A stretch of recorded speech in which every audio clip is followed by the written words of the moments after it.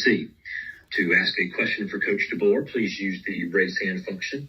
And Coach, while we wait on any questions today, if you could take a moment to comment on your squad as you prepare to host LSU on Saturday night.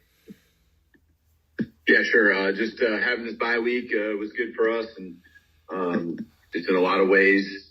And got to get ready for a very talented LSU team, and it's good to be playing back at Bryant-Denny Stadium here.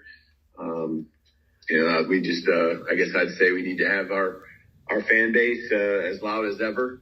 When they bring it, the energy is great. It's a tough place to play. So we've had a lot of success at home and need to make sure it continues to stay that way. So can do our part with our preparation and have everything locked in. And we just got to continue to execute better and better than what we have. It's been solid and improving, but we want to be our best this Saturday. For questions for Coach, use the raise hand function, and we'll begin with Charlie Potter of Bama Online. Yeah, hey, Coach. What kind of steps have you seen from a guy like Dijon Lee? Have you seen him take as he continues to play more and more for you guys? The thing about Dijon is from the day he got here, there was a maturity about him that just really stood out. And, obviously there's a physical presence that he has with his height and his length and just the seriousness of how he goes about everything.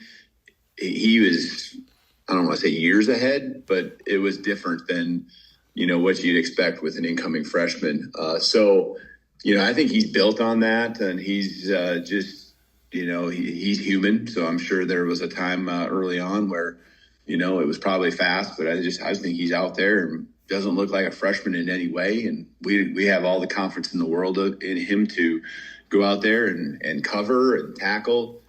He's going to give everything he's got from an effort standpoint. So his consistency just day in and day out, not just on Saturdays, but in practice it just really stands out. He's, again, extremely mature beyond, being a true freshman out there for us.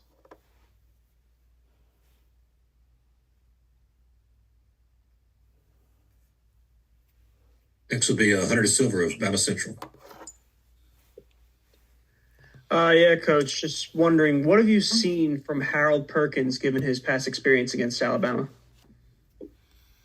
Yeah, just he's a guy that's going to be around the ball and playmaker. We certainly are aware of where he's at and know what he's capable of doing, from a playmaking standpoint.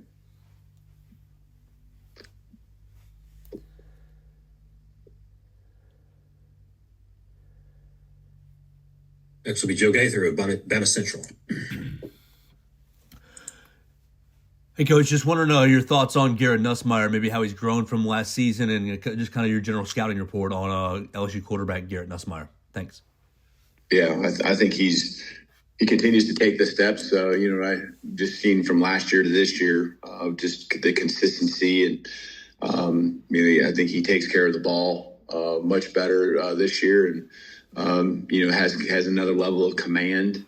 He understands the guys that are around him, and so just really impressed with the way he has played. And you can see the skill set a year ago, and you can tell he's a competitor. He's gonna try to keep plays alive and things like that, and make the throws. Making the throws is never going to be a problem for him. So he's again done a nice job leading their team, and again he's one of the better quarterbacks in the conference.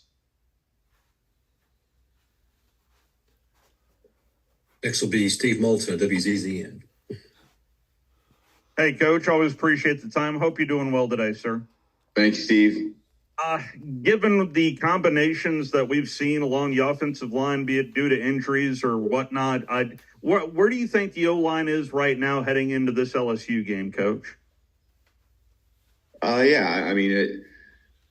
think we've played, a lot of different guys, and I think, understanding why that is, it has been.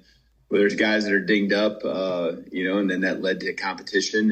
And I think the competitiveness has helped each of them individually. What, you want here now is we have all these reps that we've had throughout the year. We get into the last couple games of the season. You really want that chemistry that can exist with whoever's out there, to be on another level. And so I think there's things that we do really well. I think we've, done a pretty good job keeping Ty upright. There's been a game or two where we struggled a little bit more, but I think it's well understood that we feel we want to run the football better than we have. And that's a group effort. That's just on the offensive line. And so they're doing their part. I can tell you they're out here working as hard as ever to continue to be better. And, we just, hoping to take that next step. And I think, one of these games here, you're going to see, the run game, continue to evolve and help us win a football game. Well, what was your big takeaway of what you saw, what Texas A&M was able to do to LSU in the second half, Coach? Well, they had a touchdown drive there. Obviously, the punt return really broke the game open, and they're in the second half. And then, I just think Reed does a lot with his feet. He had a big game running the football, and that's a weapon right there on top of the other skill players they have that make people miss. Those receivers that A&M has, are guys you get the ball in their hands and they can go do some things. So I thought it was a balanced attack that A&M had, and they just continue to attack you, and that's kind of what happened in the game. And once they kind of got it into a 2-score lead, then then the pressure is really on LSU at that time. So again, it was a good game, very good game. LSU had them at halftime, so they're going back to LSU. They're just extremely talented. They were, preseason, one of the top teams picked, and there's a reason for that. It's because of all the skill and all the guys that they have on that team that can play high level football. Thank you, Coach. Mm-hmm. Coach, that's going to wrap you up for today. Thank you. Yep. Thank you.